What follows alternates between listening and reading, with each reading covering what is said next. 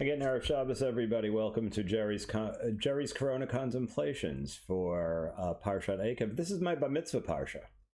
This is the 43rd anniversary of my Bar Mitzvah. Makes me 56, Baruch Hashem.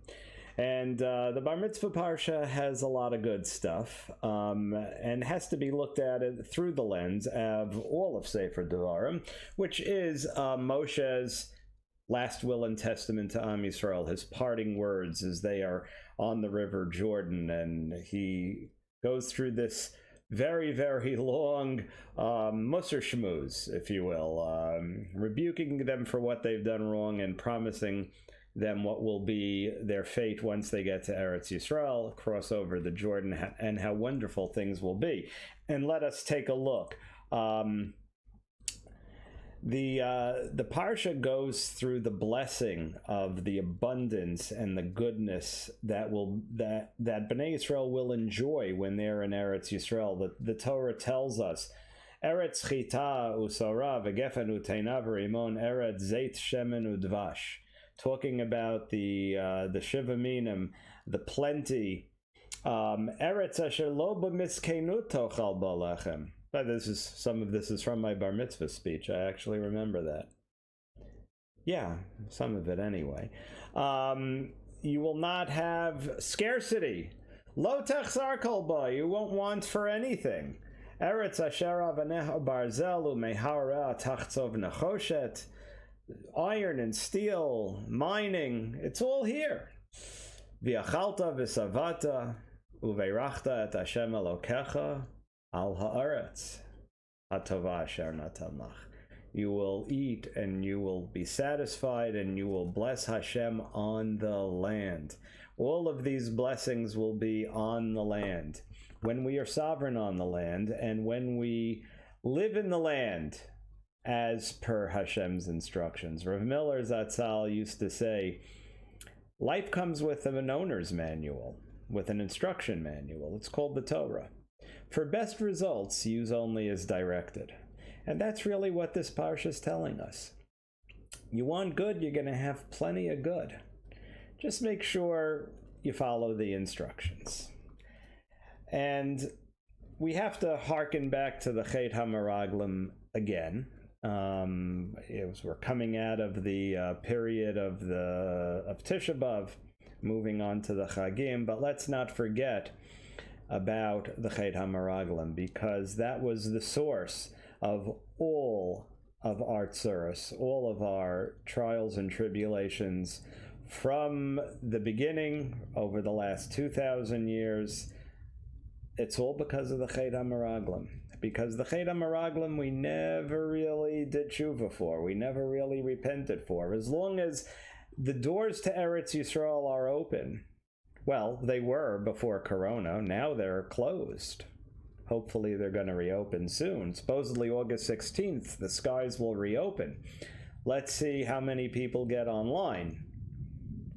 Right, but as long as Eretz Yisrael, if the doors are open and there are Torah-observant Jews living in Chutz La'aretz, then we really haven't done a full tshuva here, have we? V'amarta bilvavecha kochi v'yatzem yadi asali esachai alazeh. The parsha says, we'll think, all this goodness is because of my hard work. Yeah, of course it is. There has to be. We don't believe in a life without hishtadlut. There's no such thing. You can't sit at home and expect money to rain from the sky. You have to work. But if you work, and working in Eretz Yisrael is in and of itself a kiyum of the mitzvah of living in Eretz Yisrael. Being here, walking on the ground, buying something in a store, that's all part of building up the land. Yes, we have to do that, but let us remember, v'zacharta et Hashem Elokecha ki hu hanotein lecha koach lasot chayil. Where does the ability to do all this come from? From the force with the capital F. May the force be with you, right? The force, Hashem, is the koach, right? We say, oh, yechab nishkan koach, Where's Hashem? I can't do it. No, we can do it, but the koach has to come. We have to realize where the koach comes from. It comes from Hashem. And Hashem is telling us, remember, you all weren't always so wonderful, but I made a promise. I made a promise to Avram, Yitzchak, and Yaakov that this land will be given to their children, and we are the beneficiaries thereof. And this is the promise that he made to our forebears. And it's up to us to keep that, to be Makayim that promise, to show Hashem, yes, we want your bracha. And we always have to remember that Mamrim hayitem im Hashem miyom dati etchem. From the very beginning, right from when Moshe walked out from Paro, already we were complaining. Oh, you made us stink in the eyes of the Egyptians. Now they're going to make the work harder. Right? And then we get out of Egypt. We're at the sea. Why'd you bring me out of Egypt? We're going to die by the sea. And then we're thirsty. Oh, are we thirsty? How are we going to drink? Oh, we're hungry. Hashem gives us mun. I don't like the mun. I want meat. Slav. Quail. And we catch, finally, we're on the border. Okay, send spies. The spies come back, I don't know. They're very big people there. It's like going to war with the Soviet Union. I don't know if we can do this.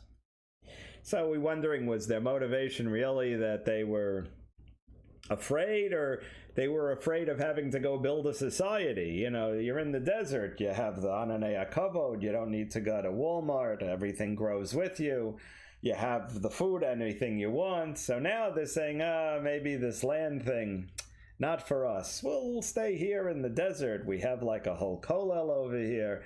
Everything is given to us. You know, this was before WIC. Right? So God was giving us everything, and they said, I don't know if we want to go and have to work the land. Ugh, it'll be dirty. You know, but that wasn't what Hashem wanted either, right? Yes, you have to believe in Hashem, but you also have to do a hishtadlus. So what's life about? Balance. It's about, as the Rambam says, the Shvil HaZahav. And that's what we have to accomplish. But above everything else, we have to exhibit, as I said before, the attitude of gratitude. Better to say a modim with kavana than to have to say a rifainu with kavana. Thank Hashem. Don't have to beg for help. Better to be thankful. When we're thankful, he's like, you see that guy, that girl, they thank me. I'm going to give them more. Yikfetch? Not so much. Not so much. L'man yirbu yemechem v'imei b'nechem al ha'adama asher nishba Hashem lavotechem latet lahem kimei hashamayim al ha'aretz. The end of Vayam Shemoah. Vayam Shemoah lays it all out for us in this week's parsha. Right? If everything is good, if you're good, you'll get this. Im Shemoah tishmoah mitzvosai v'natati, you'll have everything you need. But if you don't, Hishamru lachem, be careful. Pen yiftel avavchem, v'sartem, you go off the derech. V'charaf Hashem, then Hashem's not going to be very happy. V'lo yiyeh matar, v'hadam aloti teinet yivula, v'avadtem me'era me'al ha'aretz hatova. If we don't appreciate the land, if we don't show Hashem that we appreciate all his gifts, we will be sent into Galut. And we were, for 2,000 very long years. And now it's time. And now it's time to come home. Parshat Eikev talks about Eikev. My name is Yaakov, and this is my Bar Mitzvah Parsha. What is the Eikev? The heel. The heel. So Rashi says, Eikev v'haya Eikev tishma'un et hamishpatim ha'ela. If we are careful about the Eikev, what does that mean? The heel. It's the mitzvot that get trampled on. The ones that aren't so important. What is he referring to here? Rashi says, in every generation there are mitzvos that are trampled on. The ones that are not so important. I'll wait on that one. What in this week's parsha? Of course, in every parsha, but what in our generation, in our time, is the mitzvah that's trampled upon? It's got to be Yishuv Eretz Yisrael. When people are building McMansions in Chutz La'aretz, when they could take that money and buy something here in Eretz Yisrael, maybe it wouldn't be as nice. But when people are trampling on the mitzvah of Eretz Yisrael, then we know that that is the mitzvah that Parshat Eikev is talking about. Eikev tishma'un,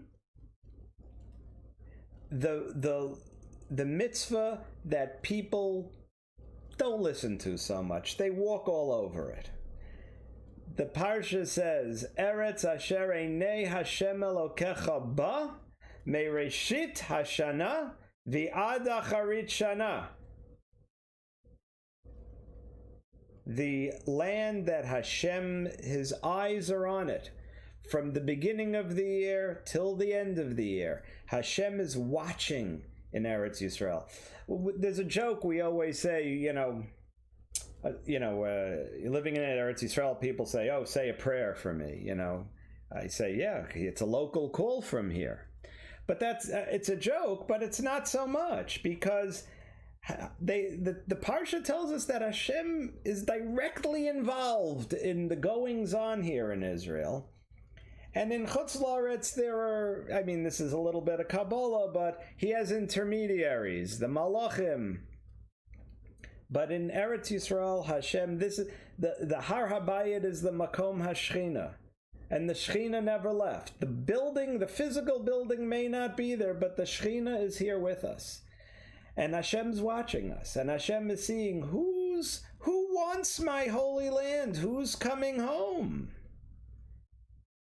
Think about that. The mitzvot that are trampled on. V'haya Eikev tishma'un et hamishpatim ha'ela u'shmartem va'asitem otam.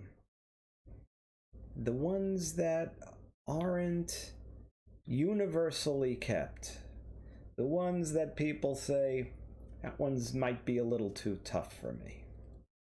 That's what our Parsha is telling us are the mitzvot that we have to be very careful about. See, the bell rang. That means it's true.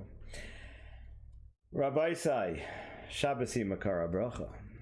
Going into another beautiful Shabbos Parshas Eikev. There's so much to learn from this week's Parsha. Don't roll on Shabbos. Don't go bowling. Don't go to the clubs. Stay home. Safer nowadays, but also spend time with your family. Spend time with Hashem. Talk to your family, your children, about the Torah, about the Parsha, about HaKadosh Baruch Hu, about how beautiful it is to be with Hashem on this quiet weekend. Spend time with your family. Enjoy. Et Shabbatai Tishmaru U'Mikdashi Tira'u Zacharat Yom HaShabbos L'Kadsho. Everybody have an absolutely wonderful weekend, a beautiful Shabbos.